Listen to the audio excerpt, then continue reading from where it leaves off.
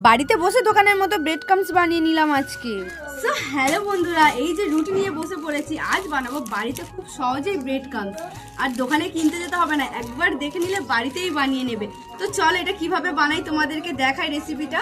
আমি bread crumbs করার জন্য নিয়ে নিয়েছি স্লাইস রুটি। এবার স্লাইস রুটিটা 4-5টা আমি কেটে নেব। আমার রুটিটা কাটা হয়ে গেছে। এবার রুটিটাকে আমি একটা মিক্সিতে করে পেস্ট করে নেব। আমি শুধু রুটির সাদা অংশটাই ব্যবহার করছি ব্রেড ক্রাম্বসের জন্য, তোমরা চাইলে রুটির 4-5টাও নিতে পারো। এই যে এবার এগুলোকে মিক্সিতে দিয়ে দিচ্ছি। এই যে দেখো আমার রুটিটা পুরো গুঁড়ো হয়ে গিয়ে একদম পুরো ব্রেড ক্রাম্বসের মতো হয়ে গেছে। এবার এটাকে গরম করে নেব কড়াইতে। কি বলো তো বন্ধুরা, ব্রেড ক্রাম্বসটা তৈরি করতে বেশি সময়ও লাগে না আর অল্প খরচেও, কারণ প্রায় এখন সবার বাড়িতেই ব্রেড থাকে। আর আমাদের গ্রামের দিকে হুটহাট করে ব্রেড ক্রাম্বস পাওয়াও যায় না, খুবই অসুবিধা হয়। তাই বাড়িতে একটু বেশি করে ব্রেড কিনে নিয়ে এরকম ব্রেড ক্রাম্বস করে রাখলেই বেশ ভালোই হয়। আর এটা বেশ তাড়াতাড়ি নষ্টও হয় না, বেশ কিছুদিন থাকেও, স্টোর করে রাখাও যায়।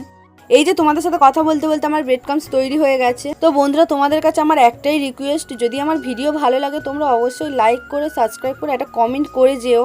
এবার আমি ব্রেড ক্রাম্বসটা একটা পাত্রে ঢেলে আমি তোমাদেরকে দেখাবো যে কেমন হয়েছে।